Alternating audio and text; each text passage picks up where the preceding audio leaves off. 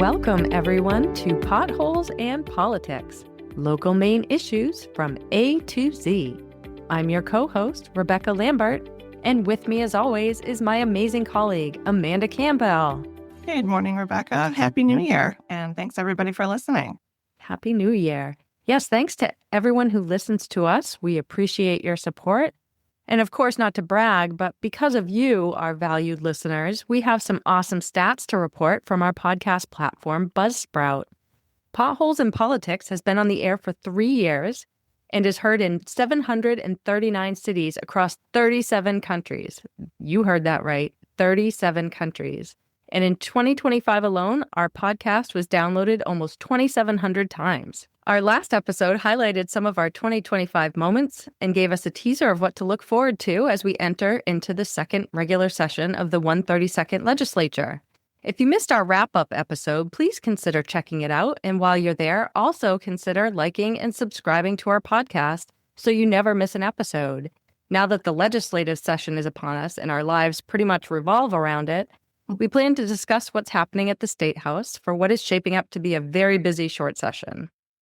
We mentioned in the last episode that bills held by the governor is one thing we've been keeping an eye on as the second regular session convenes. As a reminder, held bills are ones that have been passed for enactment by both the House and Senate, but the governor has opted to hold them for one reason or another. With opening day of session on January 7th, that marked the start of the 3-day clock that the governor had to act on the 61 held bills. On that opening day, January 7th, Governor Mills announced that she would allow 53 of those held bills to become law. 1 bill was vetoed, and 7 others were recalled from her desk by the legislature. That means that those bills will go back to the Committee of Jurisdiction for further work. Okay, so I want to start us off with some of the bills that MMA was watching. And remember that all of these bills are ones that did become law. The first one, LD 15, was an act to modify the excise tax on camper trailers, which completely changes how the excise taxes on campers is calculated. Initially, this bill would have eliminated camper trailer excise tax completely, but a sponsor amendment changed the bill to modify the system instead of eliminating it. Our tax collector and municipal agents for BMV and IF&W will recognize the change since the new excise tax rates are almost identical to those for boats. The excise calculation based on the MSRP of a camper is out, and a fixed fee based on length of the camper is in. So for comparison, let's look at a brand new 2026 21-foot camper with a $17,000 MSRP. Under the old calculation, towns would have received $408 in excise tax, but under the new schedule, that same camper is only going to result in $26. Wow, what a difference. Right? And even the smallest campers will result in a significant revenue reduction, with 13-foot campers now having only a $7 excise tax. Luckily, we were able to prevent the complete elimination of the excise tax, although I'm not really sure it mattered. But as my fellow Stranger Things fans will notice, this COM promise is not even close to halfway happy. I am not a Stranger Things fan, so I don't get the reference, but I That's appreciate okay. it. Anybody who's fans of Eleven and Hopper will understand what halfway happy means. Another bill to become law was LD 1784, an act to require police departments to publish and make accessible their policies and procedures of officers. This bill requires police departments to publish their policies and procedures or make them available.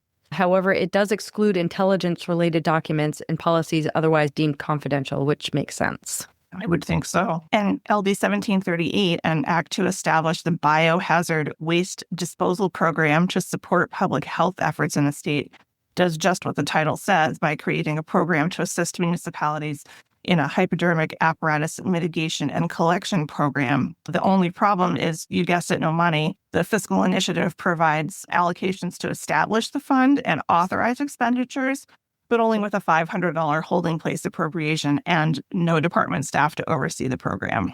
Also now law is LD 1897, an act regarding outdoor cultivation in the medical use cannabis and adult use cannabis industries. This bill will make changes to both the Medical and Adult Use Cannabis Acts by increasing the number of cannabis plants or canopy that are allowed in an outdoor setting. The intent of this bill was to level the playing field for outdoor-only growers who contend with weather challenges and a shorter growing season than cultivators who grow indoors in climate-controlled settings. LD 1895, an act to implement the recommendations of the Maine Abandoned and Discontinued Roads Commission, makes several changes to statute regarding municipal responsibility and local authority about public ways, public easements, and it also appropriates funding to support continued work of that commission. LD 1934, an act to promote responsible outdoor lighting. Originally, the bill sought to require that all outdoor lighting installed or replaced after October 1st, 2026 should comply with certain standards to reduce the amount of unnecessary light emitted, and it also directed each municipality to adopt a local ordinance to promote compliance. However, as amended, it now encourages municipalities to adopt ordinances to comply with the provisions, and also exempts DOT roadway lighting and ski facilities. Lastly, the bill directs the Office of Community Affairs to develop a sample ordinance for municipalities once it has the resources to do so.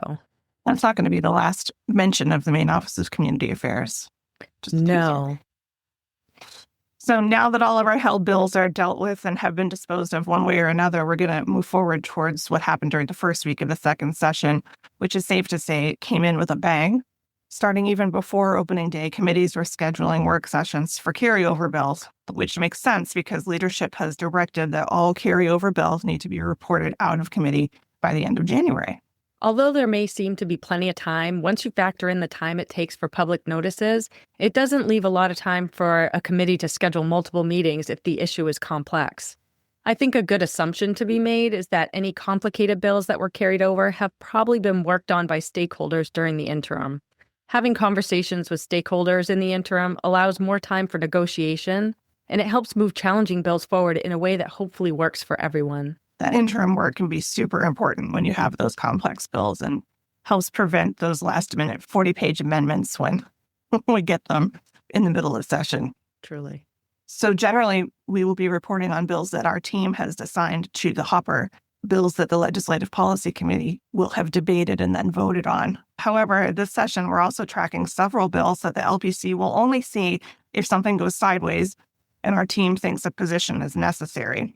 So this next section are bills that are live right now and still making their way through the process. On January 8th, the Taxation Committee held a work session for LD 438, an act to allow municipalities to limit nonprofit property tax exemptions, which was sponsored by Representative Himes from Waldo, which sounds like a great idea because it proposed that municipalities could have the authority to limit the amount of a property tax exemption for a nonprofit entity. However, it was voted out not to pass at the request of the sponsor. Rep. Himes works for a nonprofit organization and recognized that the topic needed much more discussion and that weighing public benefit in relation to an exemption from property taxes is super complicated. And the Real Estate Property Tax Relief Task Force interim report is actually going to include a recommendation for the tax committee to propose another working group, essentially, to study all of the property tax exemptions and the current use programs. So hopefully this topic will get some official airtime as a result of that. And the task force interim report is due to the committee anytime now. On January 7th, in the Judiciary Committee, they held a public hearing on LD 1761, an act to prohibit indemnification agreements sponsored by Representative Morris from Turner. The intent of the bill is to help small businesses by prohibiting larger corporations from shifting responsibility for negligence within contracts.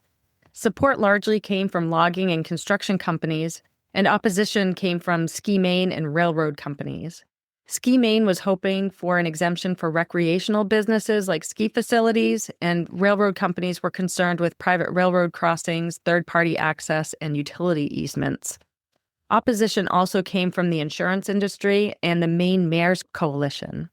The representative from the Maine Mayor's Coalition pointed out that municipalities have many agreements with indemnity clauses to protect their taxpayers, and pointed to cable franchise agreements as an example. The work session for this bill is scheduled for Tuesday, January 13th, which is today, at 1 p.m. Getting back to the Maine Office of Community Affairs, the Housing and Economic Development Committee held a public hearing for a department bill from the new Maine Office of Community Affairs, or MOCA, to stand up a technical assistance hub that would assist municipalities with planning, climate resilience, housing, and development activities. If you're subscribing to the MOCA mailing list, you will recognize that part of this work has already begun with department outreach regarding recently enacted housing legislation, which was sent out just last week. There was no testimony in opposition to this bill, and the work session is also today, January 13th. The Agriculture, Conservation, and Forestry Committee held a work session on January 8th for a carryover bill, LD 1547, an act to use a portion of the sales tax on snowmobiles to fund Maine's snowmobile trail programs. This was sponsored by Senator Black of Franklin County. Originally, this bill proposed to use a portion of the sales tax to help cover the cost of constructing and maintaining snowmobile trails. As amended, the bill now proposes to increase snowmobile registration fees to help offset the cost of building and maintaining trails, and also includes a one-time general fund appropriation of $1 million. The purpose of the appropriation is to cover the funding gap that was identified by the Maine Snowmobile Association lobbyist, who reported that under the current funding system, there was a gap of approximately $3 million. The increase in registration fees, along with the $1 million appropriation, would help to close that gap. Luckily for municipalities, Representative Bunker of Farmington asked what impact this would have on revenue sharing, which was a concern MMA had when the bill proposed using a portion of the sales tax to increase revenues. It was determined that with the revenue coming from increased registration fees instead of a portion of sales tax, that revenue sharing would remain unchanged. So that's a good thing for municipalities. Conversations still need to be had with the Department of Agriculture and the Department of Inland Fisheries and Wildlife just to be sure they're comfortable with the language. So the bill was tabled until a later date, which has not yet been scheduled. It's amazing, isn't it, how so many things across so many policy areas can impact revenue sharing, and most folks don't even know it. So absolutely. Good thing we were keeping an eye on that one, and thank you to Representative Bunker for pointing it out. And so during the second week of session, the committee meeting schedule has increased exponentially. Even though the House and Senate are only meeting once a week during January, committees are already working overtime to meet that end of January deadline for reporting out carryover bills. The Health Coverage, Insurance, and Financial Services Committee scheduled a work session on Wednesday, January 14th for LD 1530, an act to improve the sustainability of emergency medical services in Maine, sponsored by Senator Curry of Waldo County. This bill is an MMA platform bill that proposes reimbursement for non-transporting emergency medical services and certain paramedicine services. Interestingly enough, there are several additional bills that were submitted for the second session that address community paramedicine, non-transport care, and reimbursement through both traditional insurers and MaineCare. The discussion at the upcoming work session may indicate how this topic will be addressed during the session, and it's very important. Agreed. And in addition to bill work, several committees have received or are expecting to receive reports from departments, agencies, and interim study groups. Last week, the Criminal Justice Committee heard from the State Fire Marshal's Office regarding an interim study to determine the feasibility of municipal fire departments approving sprinkler plans. And this week, the Veterans and Legal Affairs Committee received multiple reports from the Secretary of State's office regarding elections. Judiciary received 2 reports, one from the Right to Know Advisory Committee, which we discussed at length during our November 12th episode, and also the interim study group that looked into prevention of deed fraud. The Housing and Economic Development Committee received reports reviewing interim studies about housing barriers and affordability, and 2 additional reports that we're following are due to their committees by January 15th, which is this Thursday. Those are the interim report from the Real Estate Property Tax Relief Task Force and a report from the County Corrections Professional Standards Council that reviewed county jail reporting compliance, mandated standards, and funding. It's worth mentioning that all of these reports are made available for public viewing, and the committee discussion can be viewed online at the Maine Legislature's website. We'll add links to the show notes for the reports that are already available. And this Friday will be the first edition of our legislative bulletin for this session. So watch your email inbox for the most up-to-date schedule and info from the team about the beginning of this session. If you're currently receiving the bulletin through the U.S. mail and would like to receive it electronically on Friday when it's published and hot off the electronic press, email Laura to update your subscription, and we'll put her email in the show notes as well. Yes, the Legislative Bulletin is another great way to learn about the things happening under the dome.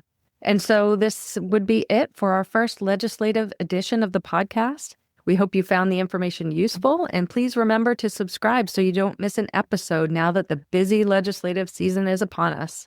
Thank you, everyone, for listening, and Happy New Year. Yes, Happy New Year, everybody. And thanks so much for all of your support.